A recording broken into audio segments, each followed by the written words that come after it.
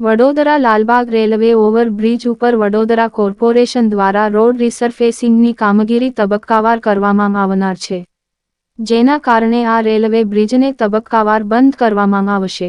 વાહન ચાલકોને અગવડતા ન પડે તે માટે પોલીસ કમિશનરે જાહેરનામું પાડ્યું બહાર. તારીખ 23 મેથી 6 જૂન દરમિયાન વાહન ચાલકો માટે જાહેર કરી વૈકલ્પિક વ્યવસ્થા.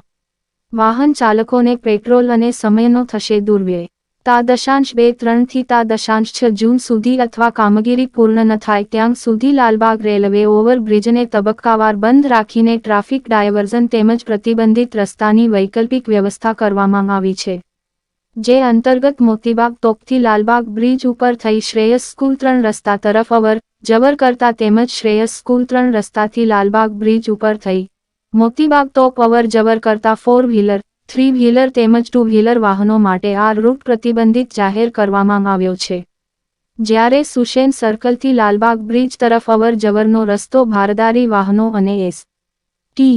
બસો માટે પ્રતિબંધિત જાહેર કરવામાં આવ્યો છે. લાલબાગ બ્રિજ એ વડોદરા શહેરના મુખ્ય 3 વિસ્તારને જોડતો બ્રિજ છે, જેના કારણે આ બ્રિજ પર સૌથી વધુ અવરજવર રહેતી હોય છે.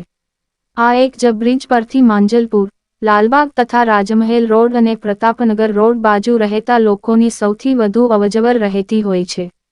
એને ખાસ કરીને મોર્નિંગ વોકર્સ અને સાયકલિસ્ટ પણ વહેલી સવારે આ બ્રિજનો ઉપયોગ કરતા હોય છે. રિપોર્ટર રવિ તરબદા, માંજલપુર, વડોદરા.